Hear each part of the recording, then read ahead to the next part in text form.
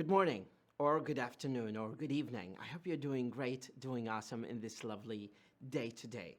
One of the key features of successful and persistent and adamant. Now, here we have three adjectives. You can Google them to see what they mean. One of the key features of successful, persistent, and adamant is the fact that they keep connecting themselves to objectives, to targets, and to missions, not to people. Now, some people might ask, what is the difference out there? The difference is very simple. You get a lot of frustration from connecting yourself to people. Some people go sometimes through some nervous breakdowns or some frustration or some lack of motivation. And once you realize that they are reaching this level of unsatisfactory performance, you just also keep dragging behind after them and then slow down and then eventually become unable to learn or move or progress one step forward. Once you connect yourself to goals, objectives, and missions in your life, for example, saying that by the end of 2022, I will be doing my first course in master degree in language, or in European studies, or in politics.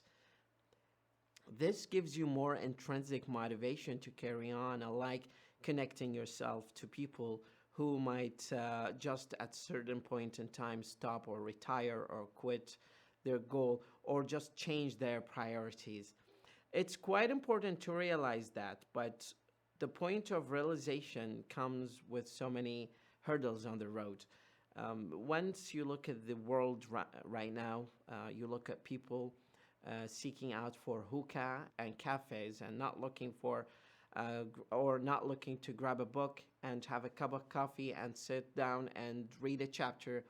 You just realize that the kind of priorities of people have changed, and that will ultimately shorten their goals and objectives. I think one of the key points and the ultimate point of some of the youth nowadays is that they obtain or possess a car, nice clothes, a nice watch, a nice phone, and then just have a good account on Facebook or on one of the social networks with millions of followers. But that is not the real success. The real success comes from your modesty to seek knowledge and become more known even after you go. But generally speaking, being successful is to empower and inspire people. Being successful in language learning is to be able to saturate yourself with English or any other language that you're interested in. Like, for example, at certain point in time, few months ago, I've started with the COVID-19 lockdown. I started learning Spanish, and I've been watching so many courses online on Udemy and Coursera and YouTube, and I am finding myself really fascinated, not fascinating, with this fascinating language. I feel very interested to learn this interesting language. You should be not only tied to English or particular language, but just to be open-minded and explore other languages. That is going to give you the privilege of being aware and being knowledgeable about other cultures and other education systems and other worlds beyond your country borders. That's our tip for today, I thought, and I still think, is very valid and reliable for this generation of young people.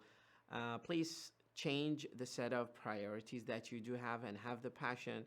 And by having the passion is just get inspired by some of the goals, big goals, and imagine yourself like wearing the graduation suit or the graduation gown and then walk in front of people who give you big ovation for the kind of accomplishments that you've done.